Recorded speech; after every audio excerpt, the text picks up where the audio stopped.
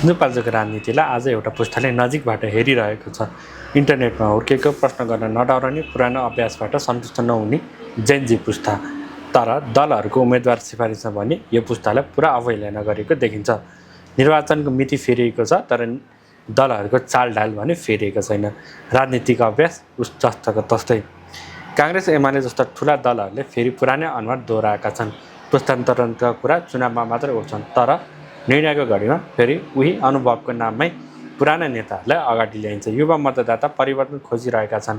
नयाँ सोच, नयाँ अभ्यास, नयाँ नेतृत्व, तर दलले दिएको जवाफ सेम ओल्ड सेम ओल्ड।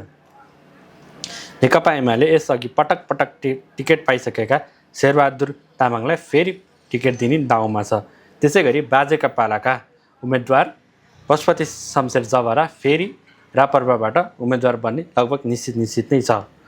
यसैबीच नेपाली कम्युनिस्ट पार्टीले प्रदेश सभा सदस्य भइसकेका उम्मेदवार युवराज दुलाललाई फेरि उठाउने निर्णय गरेको छ। उमेर, अनुभव र सङ्गठनको भूमिकामा बाँधिएका युवराज दुलाल युवाहरूको रोजाइमा पर्न सफल छन्।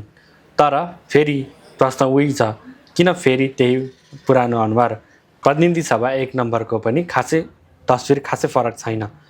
एमालेबाट उही अरुण नेपाल, सरेश नेपाल फेरि सिफारिस भएका छन्। त्यसै गरी नेपाली काङ्ग्रेसबाट पटक पटक सत्ता चाखिसकेका मोहन बस्नेत फेरि मैदानमा उत्रिने तर्खरमा छन्।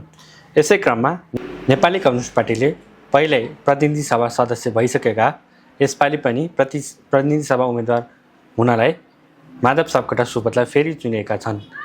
माधव सापकोटा सुबोध यसअघि नै प्रतिनिधि सभा भइसक्दा पनि प्रतिनिधि सभा सदस्य भइसक्दा पनि उहाँले कार्यकाल भने पुरा गर्नु पाउनु भएन। यसैबीच नयाँ भनिएका राष्ट्रिय स्वतन्त्र पार्टीले क्षेत्र नम्बर 1 मा नेत्र कार्की र क्षेत्र नम्बर 2 मा माया गुरुङको सम्भावना अगाडि बढाएको छ। यसैबीच प्रेम बानियाको नाम पनि अघि क्षेत्र नम्बर 2 मा अघि सारिएका छन्। अमेरिका बस्दै गरेका पुरानो पत्रकार भनिएका प्रेम बानिया भने नाम चर्चामा आएको छ। खैर, चुनाव आउन धेरै दिन बाँकी छैन। मनोनयन दर्ता गर्ने धेरै दिन बाँकी छैन। हेरौँ सिन्धुपाल्चोकको राजनीतिक कोर्स कुन बाटोतर्फ जान्छ।